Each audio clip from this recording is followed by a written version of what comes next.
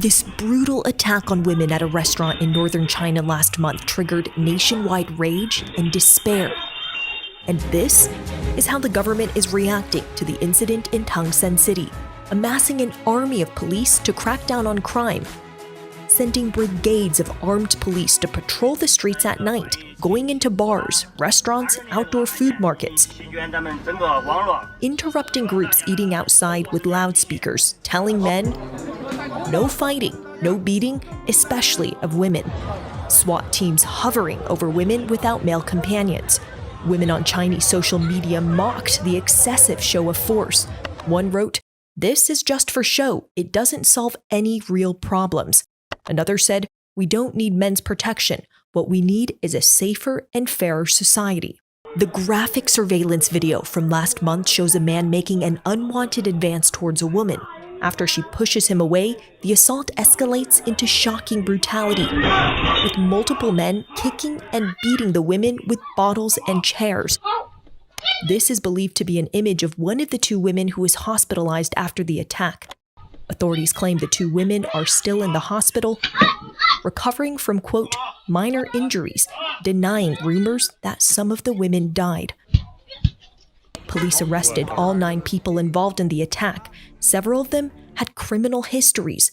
Victims of criminal activity in Tangshan seized the moment to flood the local police station. This man says he's 86 years old and has been waiting in line for hours. This man says it's been 7 years since he reported his case, but still no progress.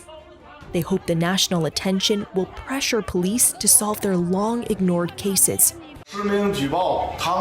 Online, people rush to do the same, holding up their ID cards to prove the authenticity of their claims and call out their perpetrators' names.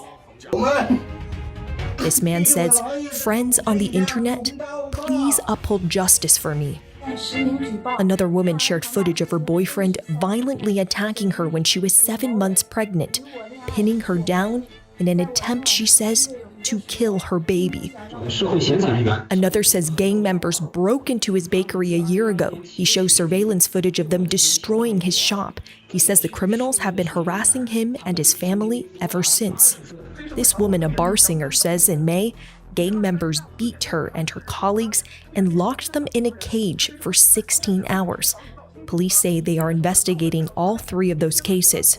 State media says gangsters and drunken men are to blame for the restaurant attack, while reports linking the case to sexism or systemic violence against women have been swiftly censored. By framing this incident as a single incident that's merely gang violence, the government avoided the problems within their system. This is the tip of the iceberg. There are so many other incidents. They're happening every day. Chinese women are actually demanding a systemic change. In recent years, authorities have tried to stamp out feminist voices, seeing them as threats to social stability. As police parade across the country to show they're taking crime seriously, the government squashes outrage over sexual harassment and gender-based violence.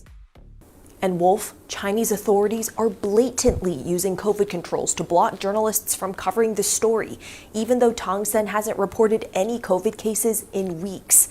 Even state media reporters are being harassed after traveling there.